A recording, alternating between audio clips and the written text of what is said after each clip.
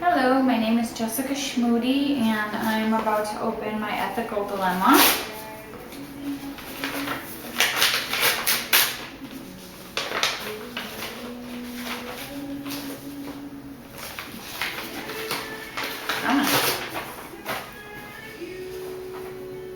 Okay, so I have to produce a 15-minute Think Out Loud videotape. Okay.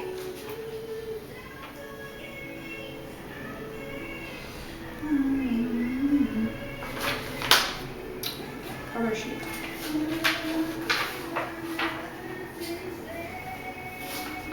You are a freelance interpreter who has just accepted an ongoing assignment, interpreting for a newly established outpatient mental health clinic. The type of situations include one-to-one counseling sessions, small group sessions of no more than a dozen participants, and occasional large group sessions with an invited speaker. All of these sessions will be conducted by a therapist who cannot sign. You have been told that typically you will have a colleague work with you for a small and large group sessions, but for the one-to-one sessions, you will usually work alone. You arrive early for the first session, a one-to-one session. The therapist happens to meet you in the hallway and you begin talking. The therapist tells you that the deaf patient has called and left a message that he will be about 30 minutes late. The therapist asks how you became interested in sign language and deaf people, so you tell your story.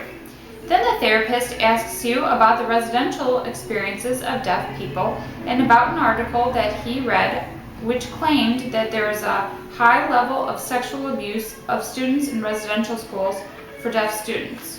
What would you do and why?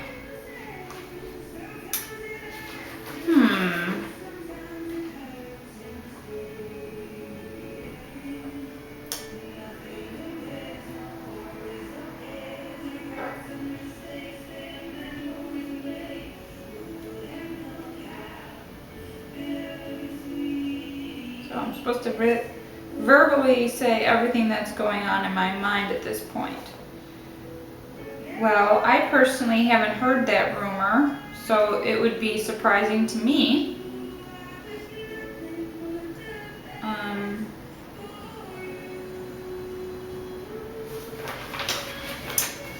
So yeah, I would say to the therapist that I hadn't heard that, and it was a surprising fact, and I'd ask her where she got her information from, because it's something I would probably be interested in looking up. High level of sex abuse of students in residential schools for deaf students.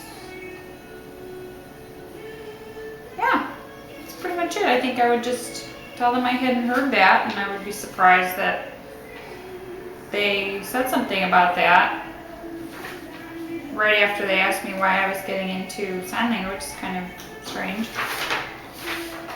Okay, the next one, segment 2. After you respond, the therapist tells you that the reason he asked, go figure, is that the deaf patient in this session has a history of child abuse, and that this is the first in a series of court-ordered therapy sessions. The deaf person finally arrives, and it is someone you recognize from interpreting you have done in the community. The therapist directs the deaf person to his office, and the session begins. At the end of the hour, you accompany the deaf person to the receptionist's desk to schedule the next appointment. In the middle of trying to find a workable time, the therapist approaches and in front of the deaf person asks if he can speak to you in private for a few minutes. What would you do and why? Well, the fact that he said I need to speak to you in private in front of the deaf person, and my job is to interpret for the deaf person, I would have to sign that, I guess.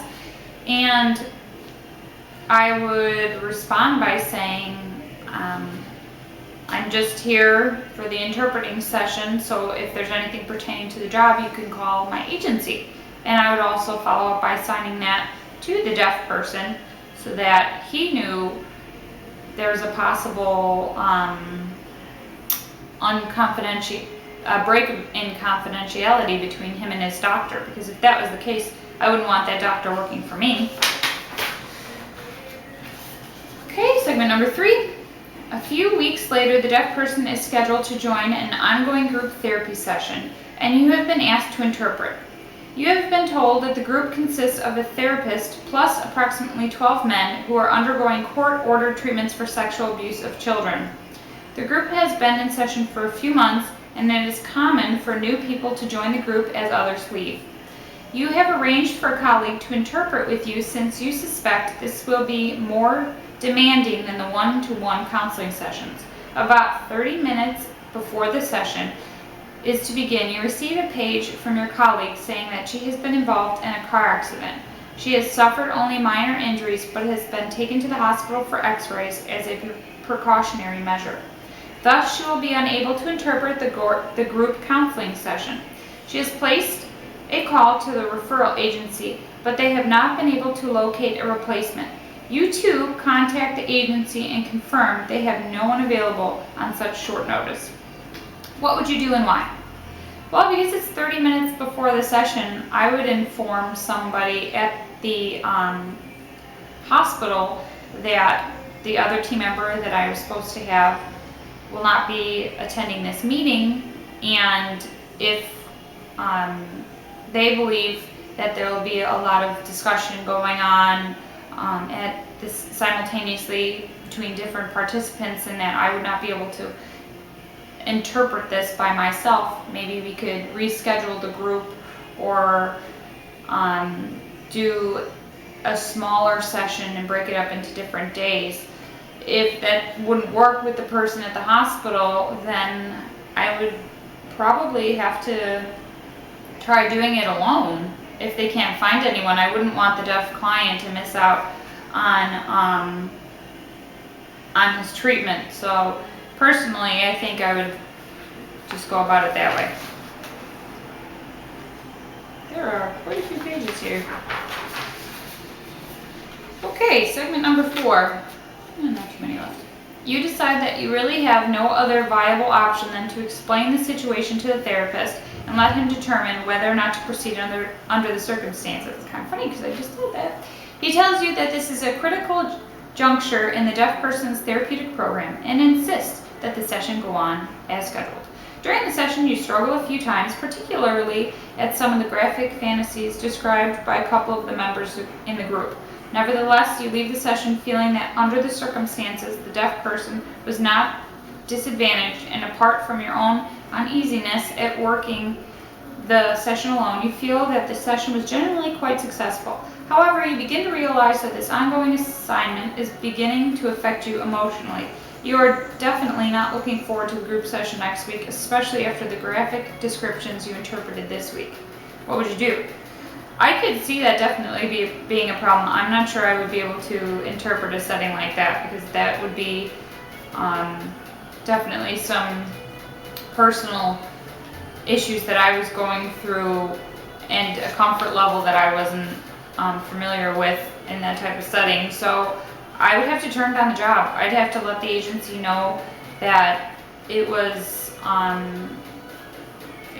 unethical for me to continue if I was becoming distracted by my own feelings. So I would have to let the agency know that they needed to find somebody else for this session. And because it's all men, I'm not sure it's appropriate that I would be the one interpreting for this circumstance anyways. So yeah, I would have to tell them that they need to find somebody else. Segment number 5. A few days later, a friend of yours asks you to interpret for a Cub Scout den meeting. Your friend's deaf son and another deaf boy belong to the Cub Scout den based at the local school they attend. However, they want to attend the upcoming regional scouting jamboree, the Scouting Olympics, that will take place over an upcoming long holiday weekend. You've been asked to interpret the organizational meeting, and because it is for your friend, you agree to do so on a pro bono basis. That was nice of me. When you arrive, there are approximately 50 Cub Scouts and their parents, mostly fathers, at the meeting. You're waiting for your friend and his son to arrive. You notice one of the men looks very familiar. After a short time, you realize that he is one of the men from the group counseling session. Wow.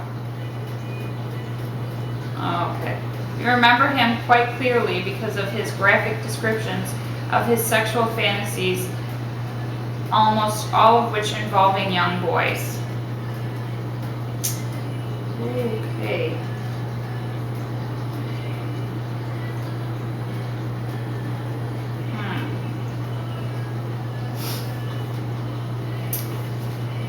Well, each individual, according to the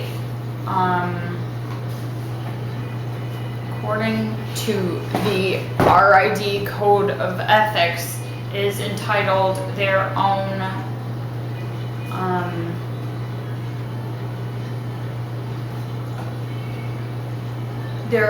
privacy be kept, and because that was a session in a hospital and it was supposed to be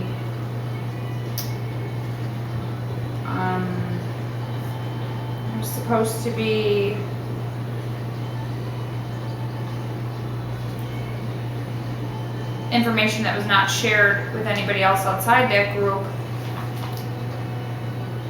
According to the RID, I would not be able to say anything and ignore the fact that he's there, because I wouldn't want to break the code of respect between me and the client. But personally, because I would not want to see any boys there get hurt, I would contact the agency or the hospital that he's been to and inform them that there is a client at a Boy Scout meeting that is currently serving group therapy sessions for this type of crime, because it is a crime, and I would say that I was an anonymous caller and not reveal who I was, because hopefully they couldn't trace me back to that session. However, that's not what I'm supposed to do, but to be honest, I would probably, I would break that code. Segment number 6. Finally, your friend and his son arrive after a few minutes and the meeting starts. The leader, after reviewing the tentative schedule, then asks for volunteers for various tasks, including driving, overnight supervision, and competition judging. As fathers begin to volunteer for the various tasks, the man you recognize, of course, from the counseling session, volunteers to drive and to be one of the 2 overnight supervisors. The leader thanks him and then announces that no more volunteers are needed. What do you do?